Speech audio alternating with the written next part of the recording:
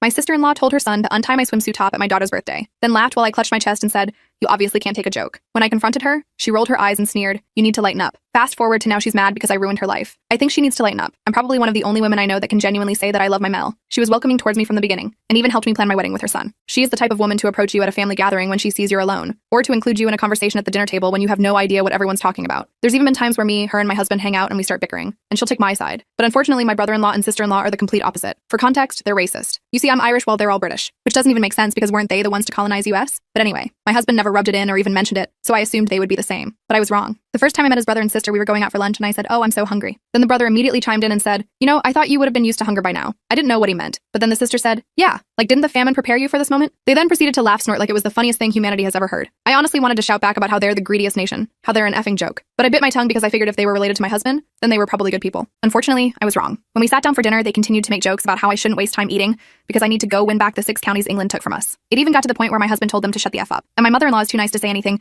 but she completely ignored them for the rest of the day. My husband spent the entire car ride home apologizing on their behalf. He told me that they had always been the type to gang up on people and bully them, but he genuinely thought that they had changed. After that, my husband promised that we would go low contact with them, and my mother-in-law promised to warn us if they'd be at any event in future. That's when I knew I had chosen the right man to marry. Before I continue, you should probably know that I was born and raised in the foster system, meaning my husband's family was all I had. Okay, now back to the story. Fast forward to a year later when our baby girl was born. I had no choice but to have my sister-in-law and brother-in-law in the birthing room, alongside my mother-in-law and husband. When labor started, my mother-in-law practically shoved them out of the room, and so my mother-in-law and husband were the one holding my hands when baby Isabella was born. She was so beautiful, and my mother-in-law practically became a live-in babysitter while we raised her. But one day, I couldn't call off work and my mother-in-law was sick. So in a moment of panic, I called my SEL. Even though I hated her, she had a kid of her own. So I figured that she would be prepared to take care of my baby well. She agreed, and I came home from work that day to a fully cleaned house with freshly cooked dinner on the table and a smiling Isabella. From there, our relationship began to be rebuilt. Because if you can make my baby girl happy, then you automatically gain 20 positive points in my books. By that point, Isabella was 5, while my SIL's son was 7, and my BIL's was 6. So they frequently hung out for playdates and sleepovers at our house, mainly because I always wanted my child to have the big family I never had. Honestly, seeing them laugh and be dumb together made my heart so full with love. And by the end of the day, Isabella was always happier than when the day started. So for her 6th birthday party, I invited them plus some of her elementary school friends. It was at the local water park, which was ideal. Kiddie pools, smaller slides, dozens of lifeguards. I thought my biggest issue would be making sure that they didn't run and fall on the poolside surface, but I was wrong. It happened when we were in the pool. I was working with my daughter on swimming, laughing as she tried to splash water on my face when I felt it. A tug of my strings of my top untying it. At this exact moment, Isabella began to swim away, and my instinct kicked in, and I extended my arms to bring her back. Next thing I knew, I had accidentally flashed the entire pool with my chest, full cherries out. I screamed and turned around, accidentally hitting the son of my SEL. This all happened in the span of 5 seconds. He screamed and all heads turned our way, and so I took him and Isabella out of the pool. Daniel, Seal's son's name. What happened? I'm sorry mommy told me to do it. She didn't tell me you'd get mad. Anger boiled my blood. Next thing I knew, people were coming up to me and telling me I should be ashamed of laying hands on a child, that I deserved to rot. Suddenly, my Bill's son ran up to where we were standing and pushed over Isabella. Now I was livid. Dylan appeared out of nowhere, having heard the commotion from the snack bar. He took one look at Isabella crying, me clutching my top, and the crowd forming around us, and immediately knew something was wrong. I quickly told him what happened as he helped me get a towel wrapped around me. "Where's Emma?" he demanded, his face turning red with anger. I spotted her standing off to the side with Thomas, both of them smirking at my humiliation and my daughter's pain. Dylan marched over to them while I comforted Isabella. "What the hell is wrong with you two?" I heard him yell. "You got a 6-year-old to untie my wife's swimsuit?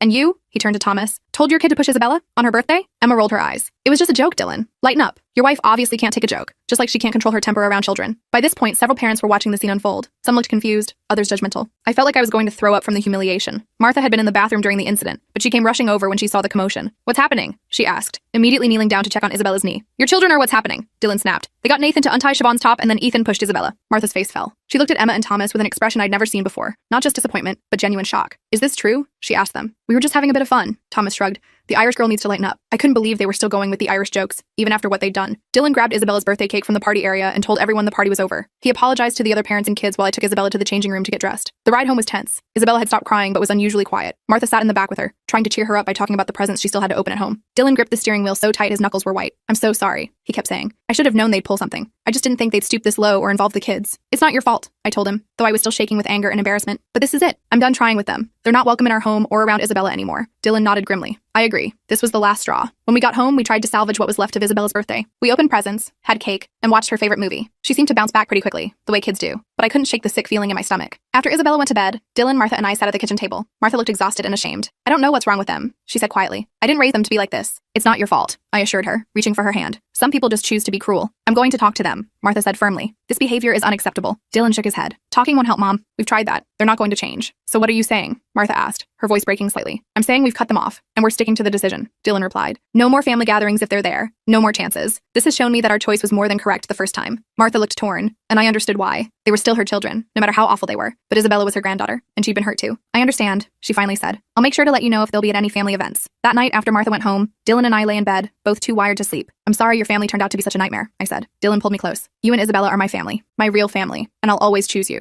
I believed him, but something told me this wasn't over. The look in Emma's eyes when we left the water park wasn't just smugness, it was hatred, and I had a feeling things were about to get much worse. I was right about things getting worse. The next morning, I woke up to 17 missed calls from Emma and a string of texts calling me an overreacting bitch who can't take a joke. I showed Dylan, who just shook his head and blocked her number from my phone. He did the same with Thomas's number too. I felt a weight lift off my shoulders, knowing I wouldn't have to deal with their bullcrap directly anymore. The morning light filtered through our bedroom curtains as I deleted the notifications, each disappearing message feeling like a small victory. But that relief didn't last long. 3 days after the water park disaster, I was getting Isabella ready for school when the doorbell rang. The sharp, insistent sound made me freeze. Something in my gut told me this wasn't going to be good. I opened it to find Emma standing there with Nathan, both wearing these fake A's smiles that made my skin crawl. Emma's hair was perfectly styled, her makeup flawless. The picture of suburban motherhood that I knew was just a facade. We came to apologize, Emma announced, pushing past me into the house before I could stop her. Nathan trailed behind, looking at the floor, his small shoulders hunched with discomfort. Dylan was already at work, so it was just me facing them. I crossed my arms and stayed by the door, keeping it wide open as a not-so-subtle hint. The cool morning air drifted in, raising goosebumps on my arms. Isabella's getting ready for school. We don't have time for this, I said, my voice steadier than I felt. Emma ignored me completely, walking around our living room like she was inspecting it. Her manicured fingers trailed over our family photos, lingering on one of Dylan and me on our wedding day. Nathan has something he wants to say to Isabella, don't you, sweetie? Before I could protest, Isabella came bouncing down the stairs in her school uniform, her backpack clutched in her small hands. She stopped dead when she saw Emma and Nathan, her smile disappearing instantly. The way her body tensed broke my heart. Isabella, honey, Nathan wants to say sorry for what happened at your party, Emma said in the sickly sweet voice that dripped with insincerity. Nathan mumbled something that sounded vaguely like sorry,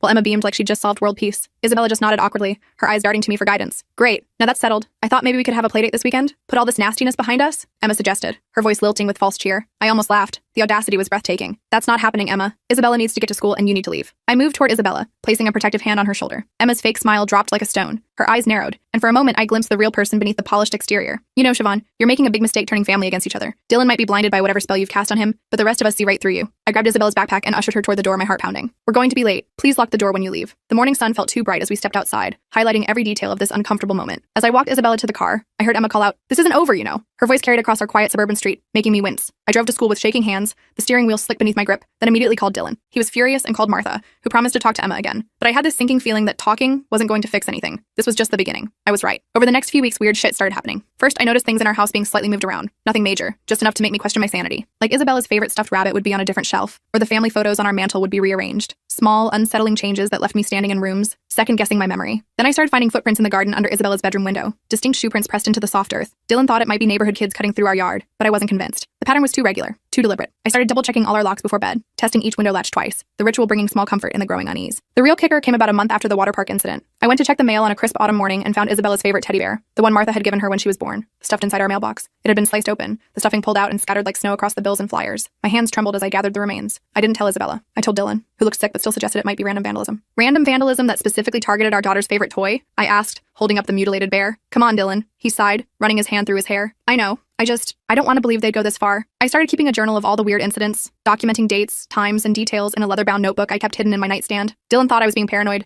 but I needed to document everything, just in case. The growing collection of entries made a disturbing pattern even clearer. Then one Tuesday afternoon, Isabella came home from school acting strange. She was quiet during dinner, pushing her food around her plate instead of chattering away like usual. The scrape of her fork against the ceramic was the loudest sound in our kitchen. After Dylan went to take a shower, I sat next to her on the couch, the cushions dipping as I pulled her close. Hey, sweetie, is everything okay? Did something happen at school today? I asked, brushing her hair back from her forehead. She looked down at her hands, small fingers twisting together. Aunt Emma came to school today. My blood ran cold, a chill spreading through my body. What do you mean she came to school? She was at the office when we were coming in from recess. She told the lady at the desk she wanted to take me for lunch, but the lady said no because Aunt Emma wasn't on the list. Isabella looked up at me with worried eyes, wide and uncertain. Was I supposed to go with her? I pulled her into a hug, trying to hide how freaked out I was, my heart hammering against my ribs. No, baby. You're never supposed to go with anyone unless Daddy or I tell you it's okay, even if it's family. When Dylan got out of the shower, water still clinging to his hair, I told him what happened. He went white, then red with anger. He immediately called the school and confirmed that yes, Emma had shown up claiming she was there to take Isabella out for a special lunch. Thankfully, the school followed protocol and refused since she wasn't on our approved pickup list. That's it, Dylan said after hanging up, his voice tight with controlled fury. We're getting a restraining order. We filed a police report the next day, but without any concrete evidence of threats, they couldn't do much. The officer, a middle-aged woman with sympathetic eyes,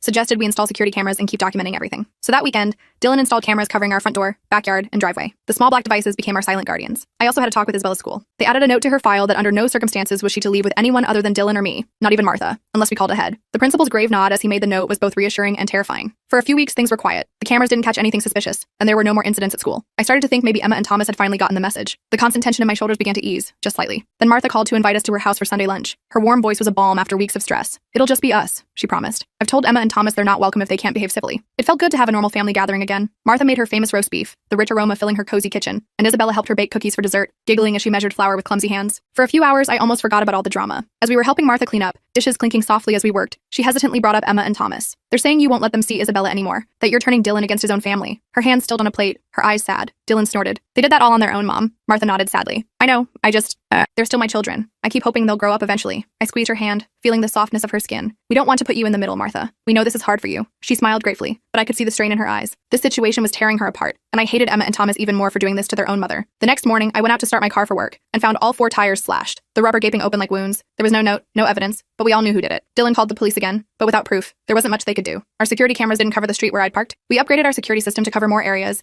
and added motion sensor lights that bathed our property in harsh brightness at the slightest movement. Dylan started checking in with me multiple times a day, and I did the same with him. We became hyper-vigilant about Isabella, never letting her play outside alone and changing our routines so they'd be less predictable. Martha was the only family member we still saw regularly. She came over for dinner at least once a week and often watched Isabella after school. I was grateful for her support, but I could tell the situation was wearing on her. She looked older, more tired every time I saw her, new lines etched around her kind eyes. About 2 months after the water park incident, Martha called to invite us to her house for her birthday dinner. "Emma and Thomas will be there," she admitted, her voice hesitant. "But I've made them promise to behave. It's my birthday wish to have all my family together without fighting." Dylan and I debated whether to go, sitting at our kitchen table late into the night. I didn't want to disappoint Martha on her birthday, but I also didn't trust Emma and Thomas as far as I could throw them. "We'll go," Dylan finally decided, his face resolute. "But we'll leave at the first sign of trouble, and Isabella stays with one of us at all times." The dinner was tense from the moment we arrived. Emma and Thomas were already there with their kids, and the fake smiles they plastered on when we walked in made my skin crawl. Martha had made a beautiful spread, the dining table laden with her best dishes, and we all sat down to eat with this horrible forced politeness hanging over everything like a storm cloud. It was during dessert, as Martha served her homemade apple pie, that Thomas decided to break the tension. "So, Siobhan, I hear you've been having car trouble lately. That's too bad." His smile didn't reach his eyes. I stared at him, fork suspended midair. "Yeah, it's almost like someone deliberately slashed my tires." He smirked, taking a deliberate bite of pie. "Well, you know what they say about paranoid people. They usually deserve what's coming to them." Dylan's fork clattered onto his plate. "What the hell is that supposed to mean?" Emma jumped in, her voice honeyed poison. "Oh, calm down, Dylan. He's just making conversation. By the way, Siobhan, it's amazing what kids will say if you tell them the right things, isn't it?" I felt sick, bile rising in my throat. Was that a threat against Isabella? I looked over at her, happily eating cake and oblivious to the tension, chocolate smeared on her cheek. "I think it's time we go," I said, standing up, my chair scraping loudly against the floor. "Martha, thank you for dinner. I'm sorry we can't stay longer." Martha looked devastated but nodded in understanding, her birthday celebration in ruins. As we gathered our things, Emma cornered me in the hallway, her body blocking my path. "You know, this little family you've built won't last," she hissed, her breath hot against my face. "Dylan will eventually see what a mistake he made choosing you." I pushed past her without responding, my shoulder bumping hers. We got Isabella into the car and drove home in silence, streetlights casting intermittent shadows across our faces. Once she was in bed, Dylan and I sat at the kitchen table trying to process what had happened. "They basically admitted to slashing my tires," I said, wrapping my hands around a mug of tea that had long gone cold. "And that comment about what kids will say. Dylan, I think they're planning to turn Isabella against us somehow." Dylan ran his hands through his hair, his frustration palpable. "I know. I just don't know what to do anymore. They're my siblings, but I don't even recognize them." The next morning, we found our house had been egged overnight, yellow slime dripping down our windows and front door. Our security cameras caught 2 figures in hoodies, but their faces weren't visible in the grainy footage. The day after that, strange letters started appearing in our mailbox, threatening vulgar notes with no signature, the words cut from magazines in a disturbing collage. I added them to my growing file of evidence, the folder bulging with proof of harassment. Then came the call from Isabella's school that made my blood run cold. Someone had called pretending to be me, saying Isabella needed to be released early for a doctor's appointment. Thankfully, the school secretary recognized that the voice didn't match mine, and refused. When the caller got angry, they hung up and called me to verify. I was shaking as I picked Isabella up from school that day, my knuckles white on the steering wheel. Someone had tried to take my child. I knew in my gut it was Emma, but I couldn't prove it. The thought of what might have happened if the secretary hadn't been so diligent haunted me. That night, Dylan and I made a decision. We called Martha and asked her to come over. When she arrived, her face lined with worry, we sat her down and laid everything out. The slashed tires, the egging, the threatening notes, and now the attempt to take Isabella from school. "We need you to choose a side, Martha," Dylan said gently, taking his mother's hands in his. "We love you, but we can't keep putting Isabella at risk." Martha looked heartbroken, tears welling in her eyes. "They're my children, Dylan. All of you are. I can't choose." "Then we have to," I said, my voice firm despite the ache in my heart. "We're cutting off all contact with Emma and Thomas. Completely. And if that means we can't see you either because they'll be around, then that's what has to happen." Tears streamed down Martha's face, carving paths through her makeup. "Please don't do this. I'll talk to them again. I'll make them understand." Dylan took her hand. "Mom, you've been trying to make them understand their whole lives. It hasn't worked. We have to protect our daughter." Martha left that night still crying, and I felt terrible. She was the only mother figure I'd ever had,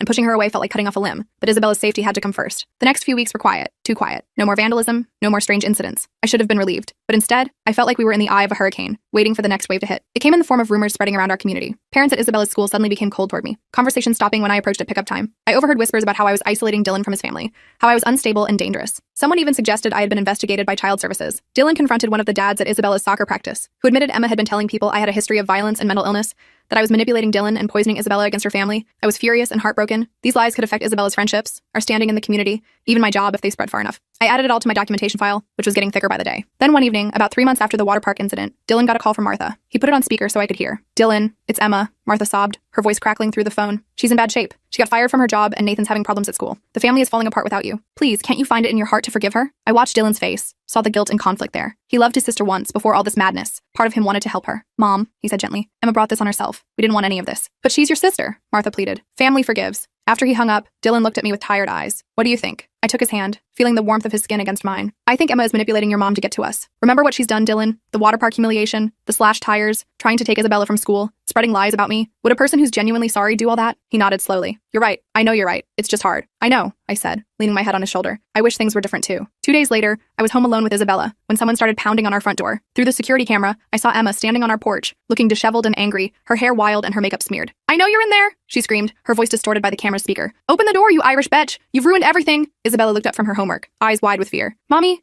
why is Aunt Emma yelling?" I guided her upstairs to her room, my arm protective around her shoulders. "Aunt Emma is having a bad day, sweetie. Stay up here and finish your homework, okay? I'll handle it." I called Dylan, who said he was on his way home, then called the police. Emma was still screaming and pounding on the door when they arrived, her fists making the wood rattle in its frame. I watched through the window as they talked to her, as she gesticulated wildly and pointed at our house. Eventually, they escorted her to a patrol car and drove away, the red and blue lights flashing across our living room walls. When Dylan got home, we went to the police station to file for a restraining order. This time, with Emma's public meltdown and all our documented evidence, they granted it. Thomas was furious and started posting lies about us online, but it backfired when several neighbors who'd witnessed Emma's meltdown defended us. The restraining order seemed to be the wake-up call Emma and Thomas needed. The harassment stopped. No more vandalism, no more strange incidents, no more rumors. We still kept our security measures in place, but for the first time in months, I started to relax. Martha still saw Emma and Thomas, but she respected our boundaries and never brought them to events where we would be present. It was an uneasy peace, but it was peace nonetheless. 6 months after the water park incident, we had Isabella's 7th birthday party at home. Just a small gathering with her school friends and Martha. No drama, no chaos. Just a normal, happy celebration. As I watched Isabella blow out her candles, surrounded by friends and genuine love, I realized we'd made it through the storm. That night, after everyone had gone home and Isabella was asleep, Dylan and I sat on the porch swing, his arm around my shoulders. The gentle creaking of the chains matched the rhythm of our breathing. "I'm sorry my family turned out to be such a nightmare," he said, echoing what I'd said months ago. I leaned into him, breathing in his familiar scent. "Not all of them. Martha is amazing. And you're pretty okay too, I guess." He laughed, kissing the top of my head. "We're going to be okay, aren't we?" I nodded, watching the stars appear in the darkening sky, pinpricks of light in the vast darkness. "Yeah, we are." I didn't know then that our troubles with Emma and Thomas weren't completely over, that there would be one final confrontation that would change everything. But in that moment, with Dylan's arm around me and Isabella sleeping safely upstairs, I believed we could handle whatever came next. I was right about our troubles with Emma and Thomas not being completely over. The peace lasted about 3 months after Isabella's birthday party. I started sleeping better, stopped jumping at every noise,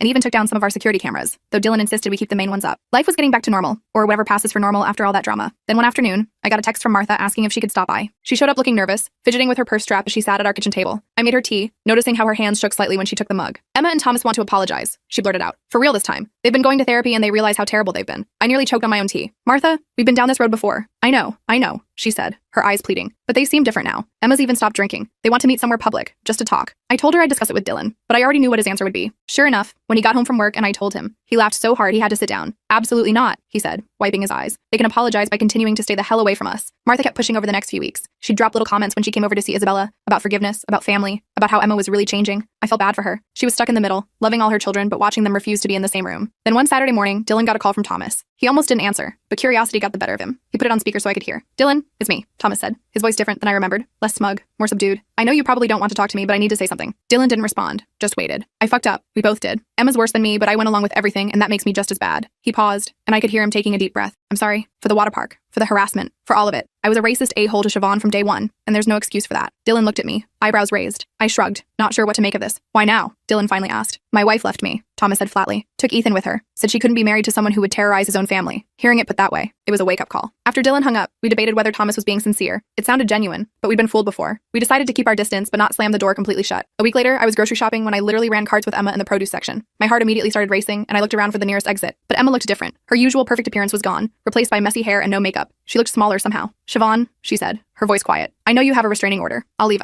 I'm sorry." She turned to go, but something made me call after her. "Emma, wait." She stopped, looking back with surprise. "Are you really in therapy?" I asked. She nodded. "Twice a week. Turns out I have some serious issues with jealousy and control." She gave a sad little laugh. Who would have thought, right? I didn't know what to say, so I just nodded and watched her walk away. When I told Dylan about the encounter, he was skeptical, but admitted it was weird to hear Emma acknowledge her problems. We decided to meet Thomas for coffee the following weekend. Just Dylan and me, no Isabella, in a public place. I was nervous the whole morning, changing my outfit 3 times and feeling sick to my stomach. Dylan kept asking if I was sure I wanted to go, and honestly I wasn't. But I was tired of living in fear, tired of the constant tension. Thomas was already at the coffee shop when we arrived, sitting at a corner table with 3 cups in front of him. He stood up awkwardly when he saw us, his usual confidence gone. "I got you both coffee," he said. "I remembered how you take it, Dylan, but I wasn't sure about you, Siobhan, so I got it black." Black is fine, I said, sitting down cautiously. The chair felt uncomfortably hard beneath me, or maybe that was just my nerves. The conversation was stilted at first. Thomas apologized again, explaining that after his wife left, he started really looking at his behavior. He admitted that he and Emma had always resented Dylan for being their mother's favorite, and when Dylan married me, an Irish woman, it gave them an easy target for their resentment. It's not an excuse, he said, staring into his coffee. Just an explanation. I asked the question that had been bothering me for years. But why the Irish thing? It's so random. Thomas looked genuinely ashamed. Our dad was like that, always making jokes about the Irish, the Scots, anyone he considered beneath him. We grew up hearing it, thought it was normal. He shook his head. I don't want Ethan growing up thinking that kind of hate is okay. By the end of the coffee, I wasn't ready to forgive Thomas, but I believed he was genuinely trying to change. Dylan seemed to feel the same way. We agreed to a trial period. Occasional supervised visits with Isabella. Always in public places. Always with both Dylan and me present. Emma was a different story. Thomas told us she was still struggling, still angry at times, but working on it. We weren't ready to see her yet, and Thomas understood. The first meeting with Thomas and Isabella was at a park. Isabella was wary at first, hiding behind my legs, but Thomas had brought a kite and soon they were running around trying to get it airborne. It was strange seeing him act like a normal, decent uncle. Martha was overjoyed that we were giving Thomas a chance. She came to many of our meetings, her face glowing as she watched her son and granddaughter play. I could tell she was hoping we'd eventually include Emma too, but she didn't push it. 3 more months passed with these careful, limited interactions. Thomas continued to show he was changing. He stopped making racist jokes, started asking thoughtful questions about Irish culture, and always respected our boundaries with Isabella. Then one day Martha called in a panic. Emma had been in a car accident and was in the hospital. She wasn't critically injured, but she was asking for Dylan. You don't have to go, I told him, but I knew he would. Despite everything, she was still his sister. Dylan went alone the first time. He came back looking thoughtful, telling me Emma had been different, humbled, quieter, genuinely remorseful. I wasn't convinced, but I agreed to go with him the next day, leaving Isabella with Martha. Walking into Emma's hospital room was surreal. She looked small in the bed, her face bruised from the airbag. When she saw me, tears immediately filled her eyes. I didn't think you'd come, she said. I almost didn't, I replied honestly. Emma didn't make excuses. She didn't try to minimize what she'd done. She just apologized, over and over, her voice breaking. The accident had been a wake-up call, she said. She'd been drinking again, driving when she shouldn't have been. She could have unalived someone. I've been so angry for so long, she said, wiping her eyes. At Dylan for being mom's favorite. At you for being the kind of person I know I should be but aren't. At myself for being such a horrible person. I didn't know if I believed her, but the Emma I knew would never have admitted to being anything less than perfect. This vulnerability seemed real. We started including Emma in our meetings with Thomas, always in public, always carefully monitored. She was awkward with Isabella at first, clearly unsure how to act around a child she tried to hurt, but Isabella, with her incredible capacity for forgiveness, eventually warmed up to her. It wasn't all smooth sailing. There were times when Emma would say something that set off alarm bells, or when Thomas would make a joke that crossed a line. Each time, Dylan and I would pull back, reduce contact, make it clear that their access to our family was conditional on their behavior. About a year after the water park incident, we invited Thomas and Emma to our house for dinner. It was the first time they'd been in our home since everything happened. Martha came too, her face a picture of happiness as she watched her children sitting at the same table without fighting. After dinner, while Dylan and Thomas were washing dishes and Martha was playing with Isabella in the living room, Emma asked if she could talk to me privately. We stepped out onto the back porch, the cool evening air raising goosebumps on my arms. I need to tell you something, she said, her voice serious. I was the one who slashed your tires and egged your house, and I did try to pick Isabella up from school that day. I stared at her, my body tensing. I know you know, she said, but I need to say it out loud. I did those things, and they were horrible, and I'm sorry. She reached into her purse and pulled out an envelope. This is a check for the cost of the tires and cleaning the house. And this, she pulled out another envelope, is a letter for Isabella, for when she's older, explaining that none of what happened was her fault, and that her Aunt Emma was a messed up person who's trying to be better. I took the envelopes, not sure what to say. You don't have to forgive me, Emma said. I wouldn't, in your position. But I want you to know I'm going to spend the rest of my life trying to make up for what I did. I didn't forgive her that night, or the next day, or even the next month. But slowly, over time, as Emma continued to show she was changing, the anger I carried started to fade. Not completely. I still had moments where I'd remember the humiliation at the water park, or the fear when I realized someone had tried to take Isabella from school, and I'd feel that rage bubbling up again. But those moments became less frequent. We established a new normal. Family gatherings where everyone behaved like adults. Holidays where Isabella got to enjoy having aunts and uncles and cousins who treated her well. 2 years after the water park incident, at Isabella's 8th birthday party, held at our house, no water activities. I watched as Emma helped Isabella open a present. They were laughing together. No tension. Thomas was teaching Nathan and Ethan to throw a football in the backyard, with Dylan giving pointers. Martha sat beside me on the porch swing, a contented smile on her face. Thank you, she said quietly. For what? For not giving up on them. I know how hard it was. I shrugged, watching Isabella show Emma her new art set. They're the ones who did the work. Yes, but you gave them the chance to show they could change. Not everyone would have. I thought about that later that night, after everyone had gone home and Isabella was asleep, surrounded by her new presents. Dylan found me sitting on the edge of our bed, staring at the family photo we'd taken that day. Penny for your thoughts? He asked, sitting beside me. I was just thinking about family, I said. How I grew up without one. And now I have this big, messy, complicated one. Dylan put his arm around me. Too messy? I leaned into him, thinking about the long road we'd traveled, the hurt, the fear, the slow rebuilding of trust. It wasn't perfect. Emma still had her moments of jealousy. Thomas still occasionally made jokes that crossed a line, but they were trying, really trying, and that counted for something. No, I said finally, just the right amount of messy.